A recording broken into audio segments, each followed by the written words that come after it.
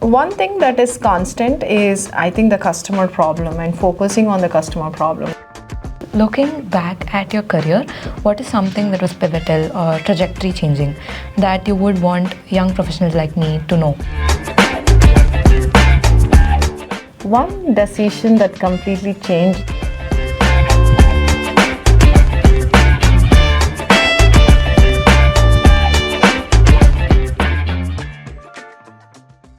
It's very hard to say there's one decision that changed the trajectory, but one thing that's always on top of my mind is the continuous feedback leading to continuous learning, right? Way back when I started as a fresh graduate, one nightmare I had is to have a one-on-one with my manager. Right? So it's always, hey, what am I going to get today, right?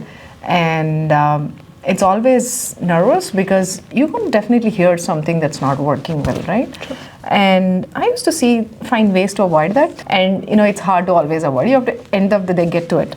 But there were moments that when I started growing in my career, I realized at some point that having that kind of feedback, which is helping to, take pivots in your journey, was so crucial. When feedback comes in, right, you'll have to really look at, what is helpful in that. Right. For example, one of my mentors told me when I shared this during my journey that, hey, my manager for this win that I had, achievement that I had and my team had, I've shared, and the answer was a simple okay or a sure. Right. So I start reading into it to say whether this is good, not good, and my mind space used to, go there a lot, right? So one of the feedbacks there was, hey, you've done your part. Unless you hear otherwise, you're good, right? Right. Then there are other feedbacks where you come back and put them into action to say that there are areas you're doing really well, but now this is where you can pivot, right? I think, and seeking support and openly asking for feedback, right? So from then, the big decision and change is whichever role I take,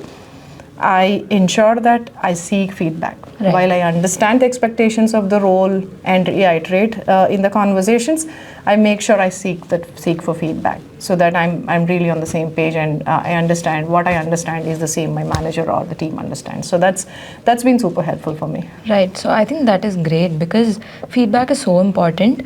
But at the same time, the thing about, overlooking or overthinking about something that your manager or teammate said or what they're thinking is very true. I think that applies to even me and a lot of us. So this is amazing to have spend some time with you. So let me ask you one question. So what's one belief or expectation you have about working in tech, right? You're just getting started. So what is that expectation that changed once you actually start working? I know you're interning with us right now. So the answer for this is that, when we're in college, this answer also applies for adulting in general as well. You tend to think that these adults and these people who are working professionally have started their lives have actually the answers for everything up front, right? So you think that if they encounter this problem, their mind goes straight to the answer and that's just it. But that is not the case actually. Like after coming here, I've learned that the people here, these professionals tend to ask a lot of questions. They ask the right questions. They're very curious about the problem. They understand the problem, structure it, and then they come to a possible solution for that. So I think that is something I used to believe. But after coming here, that belief has been broken because this is something which is new for me. And being able to ask questions and get to there, that seems like a path I could follow rather than, knowing all the answers up front because that is not something that just happens. So that would be my answer here. Technology evolves really fast. Every moment you look, there is something new. So what are some skills that have been constant throughout your journey of this, long successful career? Now the pivot is much faster than what we've seen in the last few years, right? With AI, with Gen AI. One thing that is constant is, I think, the customer problem and focusing on the customer problem, right? You can have a fancy technology evolving or, an old technology can still solve for the same. But the customer problem and your problem solving skills, I don't think there is a, trade-off with that, right? That's one thing that's always constant.